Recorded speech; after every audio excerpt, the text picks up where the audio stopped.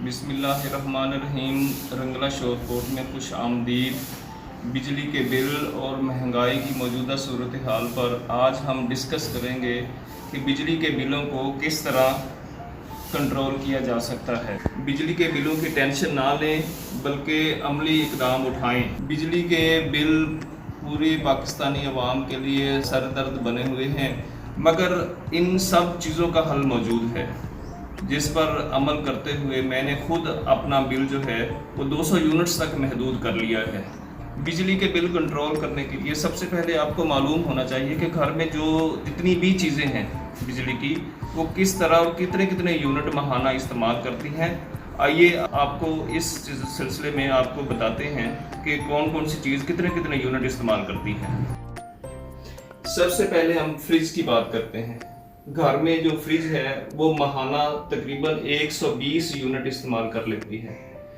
तो इसका हल ये है कि सुबह 7 से 9 बजे तक फ्रिज को बंद रखें और शाम 5 से 9 बजे तक फ्रिज को बंद रखें। इस तरह आप माहाना तकरीबन 50 यूनिट तक बिजली 50 से 60 यूनिट तक बिजली आप बचा सकते हैं।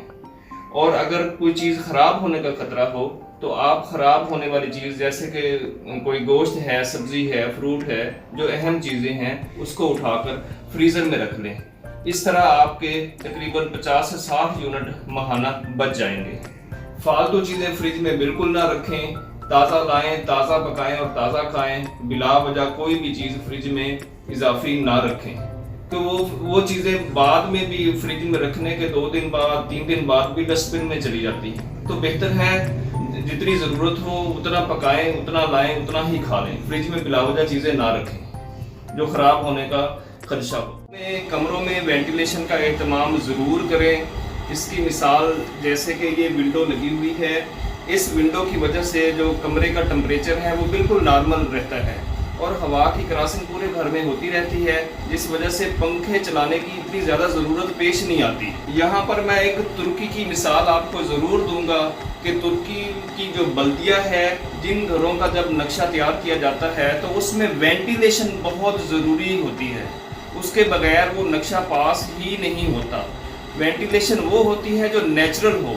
जो मसनूई तरीके से वेंटिलेशनें बनाई जाती हैं वो वेंटिलेशन नहीं होती।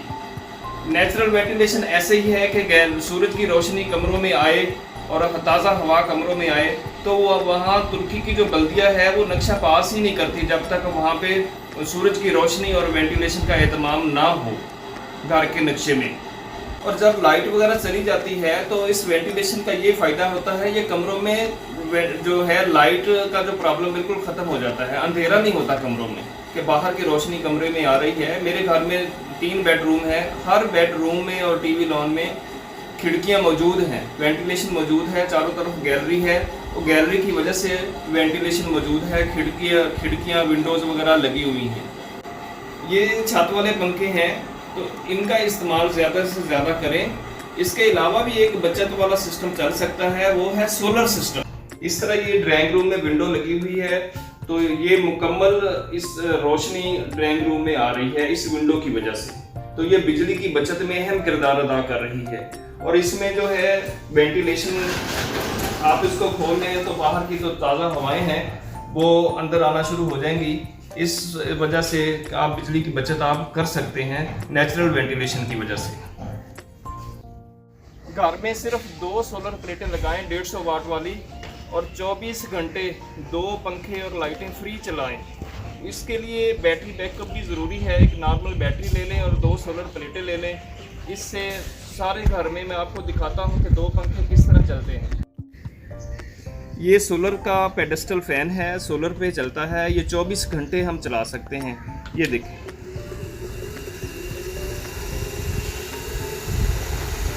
ये सोलर एनर्जी से ये सारा दिन चल सकता है। ये सोलर का पंखा लगा हुआ है छत वाला, जो 24 घंटे फ्री चलता रहता है। लेकिन इसके लिए बैटरी बैकअप ज़रूरी है। बैटरी ज़रूर साथ रखें। उसका फ़ायदा ही फ़ायदा है कि ये पंखे 24 घंटे चलते रहेंगे।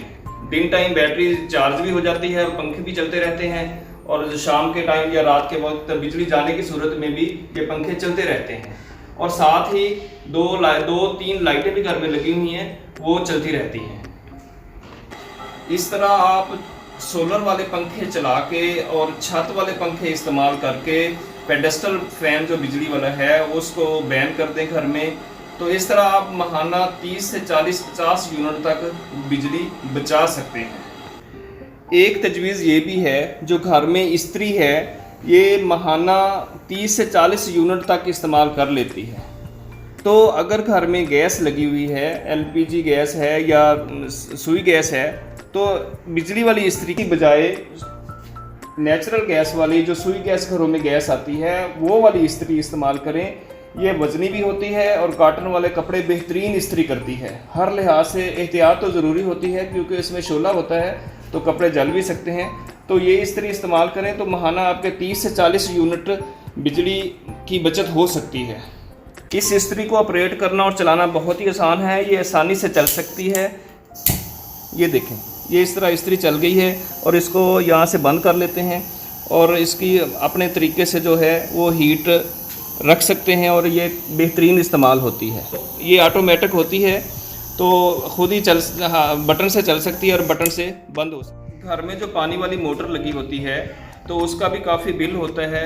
उसका हल ये है कि ज़्यादा से ज़्यादा कोशिश करें कि पानी का ज़िया बहुत कम हो।